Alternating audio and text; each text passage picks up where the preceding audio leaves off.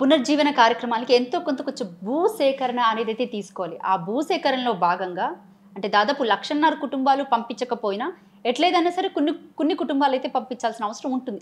అలాంటప్పుడు మీరేమి ఆలోచనలు చేశారు? అదేనండి. ఇప్పుడు దాదాపు 15,000 స్ట్రక్చర్ 12,000 నుంచి 15,000 స్ట్రక్చర్స్ పోతాయని చెప్పిండు. కొన్ని స్ట్రక్చర్స్ సింగిల్ స్ట్రక్చర్స్ ఉన్నాయి. అంటే ఒక కుటుంబం ఉన్న స్ట్రక్చరు.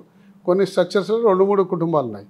కాబట్టి ఈ సంఖ్యనంతా కూడా లెక్కగట్టి ఇన్ని వేల మందికి నష్టమవుతుంది కాబట్టి ఇప్పుడే వాటిని టచ్ చేయొద్దు, ఏమనొద్దు, ఇప్పుడు వాటిని ఇబ్బంది పెట్టొద్దు వాళ్ళని చెప్పేసి ఫస్ట్ మూసీ యొక్క పునర్జీవన కార్యక్రమంలో భాగంగా ఫస్ట్ మొదటి అడిగి ఏం చేయాలి, ఎస్టీపీలు కట్టి మూసీలో నీరు స్వచ్ఛమైన నీటిని వదలాలి.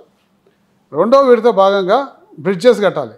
మూడవ విడత కొండపోచమ్మ సాగర్ నుంచి మూసీ వరకు 1,100 కోట్ల రూపాయలతోటి గోదావరి నీళ్లు హిమాయత్ సాగర్, ఉస్మాన్ సాగర్కు తరలించాలి. తరలించినప్పుడు ఈ 3 కార్యక్రమాలు పూర్తి అయినప్పుడు అప్పుడు ఈ బఫర్ జోన్లో ఉన్న వాళ్ళకి ఏమి ఇవ్వాలి నష్టపరిహారం, లేకపోతే వాళ్ళు సంతోషంగా ఆ ప్రాంతం నుంచి వదిలిపెట్టి పోయే విధంగా ఏం చేయాలనేది ఆలోచన చేద్దామని చెప్పేసి మేము అనుకున్నాం. ఆలోచన చేద్దామని. సంతోషంగా పోవాలంటే వాళ్ళకు సరైన నష్టపరిహారం ఇవ్వాలి. కాబట్టి ఇదంతా తర్వాత ఈ కార్యక్రమాల తర్వాత పూర్తి చేద్దామని చెప్పేసి అనుకున్నాం. ఈరోజు ఎన్నికల్లో ఓడిపోవడం జరిగింది. మేం చేద్దాం అనుకున్న కార్యక్రమం ఈ విధంగా ఉన్నది. వాళ్ళు ఇప్పటికీ డిపిఆర్ లేదు, ఏం చేద్దామన్న ఆలోచన లేదు. మూసీలో పునర్జీవన కార్యక్రమం చేద్దామంటుంది. ఏం చేస్తారు, ఎట్లా చేస్తారు? మొదటి విడతగా మేము చెప్పిన ఇప్పుడు బీఆర్ఎస్ పార్టీ ఎస్టీపీలు కట్టింది, బ్రిడ్జెస్ కట్టబోతుంది, కొండపోచమ్మ సాగర్ నీళ్ళు తీసుకొచ్చి అక్కడ పెడుతుంది, 4వ విడత చెక్ డ్యాములు కడతామని మేము చెప్తున్నాం. వాళ్ళు చెప్పాలిగా, మేము మొదటి విడత ఇది చేస్తాం, 2వ విడత ఇది చేస్తాం, 3వ విడత ఇది చేస్తాం, దాని తర్వాత ప్రజల్ని ఇక్కడి నుంచి తరలిస్తాం అని సంగతి చెప్పకుండా అందరి ఇండ్లకు ఆర్బీఎక్స్ అని చెప్పి స్టాంప్ వేసేసేసి మీకు డబుల్ బెడ్రూమ్ ఇస్తాము, మీరు రేపు వెళ్ళిపోవాలని చెప్పేసి భయభ్రాంతులు చేసింది ఈ ప్రభుత్వము. కంటి మీద కొనుక్కు లేకుండా నిద్రాహారాలు మాని ప్రజలు దసరా పండుగ కానీ దీపావళి పండుగ కానీ 2 కూడా చేసుకోలేకపోయినరు.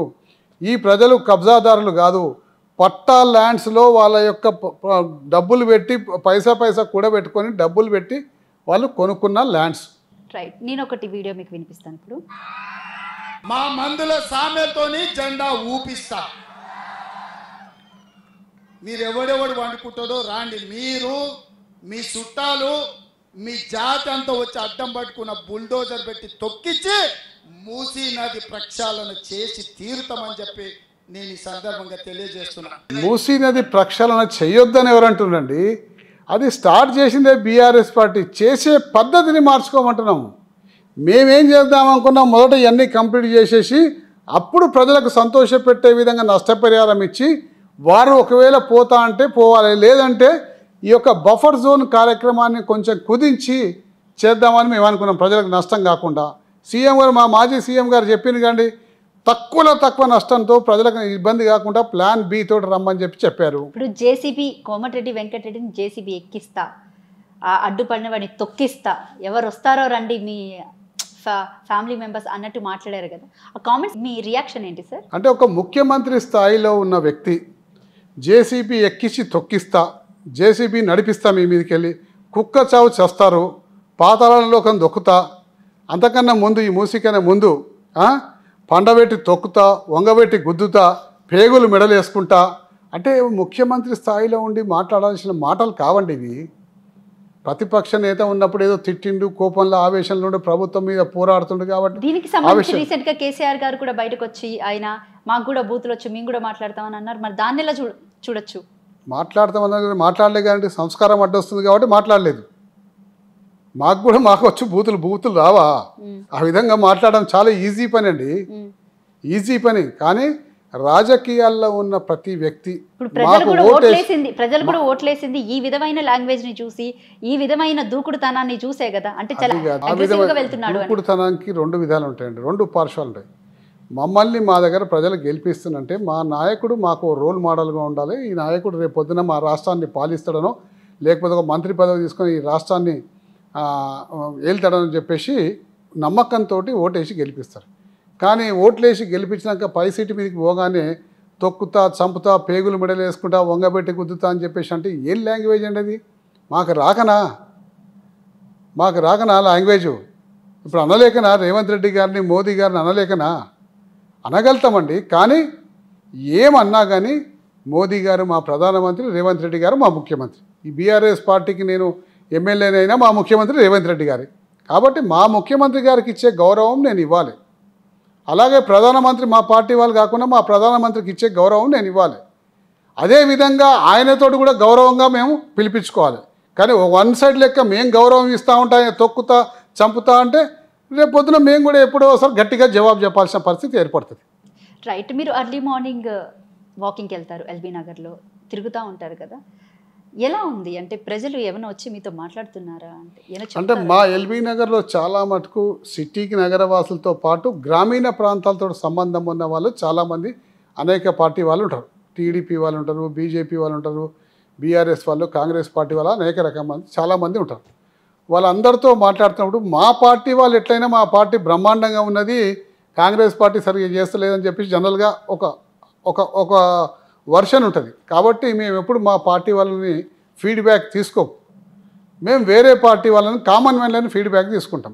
వేరే పార్టీ వాళ్ళని తీసుకున్నా, కామన్ మ్యాన్ తీసుకున్నా, కాంగ్రెస్ పార్టీ వాళ్ళ ఫీడ్బ్యాక్ చెప్తే వినండి. 11 నెలల్లో ఎల్బీ నగర్లో ఏమంత డెవలప్మెంట్ జరిగింది? ఏం చేశారు? అసలు ఏమీ చేయలేదండి 11 నెలల్లో. ఆయన ఫండ్స్ ఇస్తేగా ఏమైనా చేసేది. ఫండ్స్ ఇస్తే ఇదే మాట గతంలో కాంగ్రెస్ పార్టీ ఎమ్మెల్యేలు కూడా ఇలాగే మాట్లాడేవారు. అంటే మేము చేసినవి కొన్ని చూపెట్టుకోగలుగుతాం. ఇప్పుడు మేము చేసినవి చూపెట్టుకోగలుగుతాం.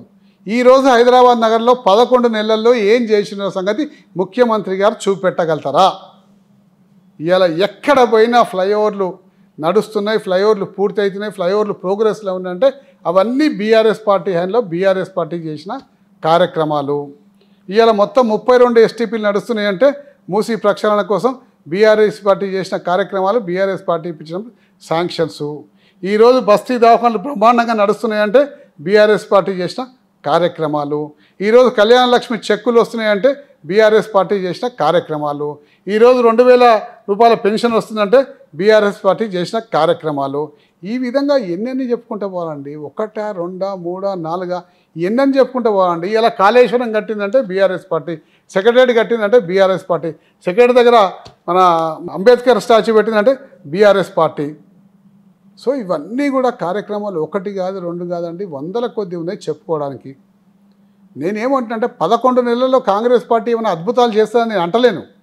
కానీ కాకపోతే అద్భుతాలు చేయకున్నా కానీ సాఫీగా నడిపిస్తే చాలు. దాని తర్వాత ప్రణాళిక ప్రకారం నేను చేయొచ్చు. కానీ మూసీ బాధితులు వచ్చి మీ దగ్గర మొరపెట్టుకుంటే మీరు అసలు ఏం చేస్తారు? ఎందుకంటే మొదలు పెడతామని అంటున్నారు కాంగ్రెస్ పార్టీ. మొదలు పెట్టమని అంటున్నాం మేము, మొదలు పెట్టొద్దని అంటలేము. కానీ మొదలు పెట్టే ముందర నిర్వాసితులకు సరైన న్యాయం చేసి మొదలు పెట్టండి. వాళ్ళ దగ్గరికి ఒక బాధ్యతాయుతమైన మంత్రి హోదాలో ఉన్న మనిషిని పంపండి.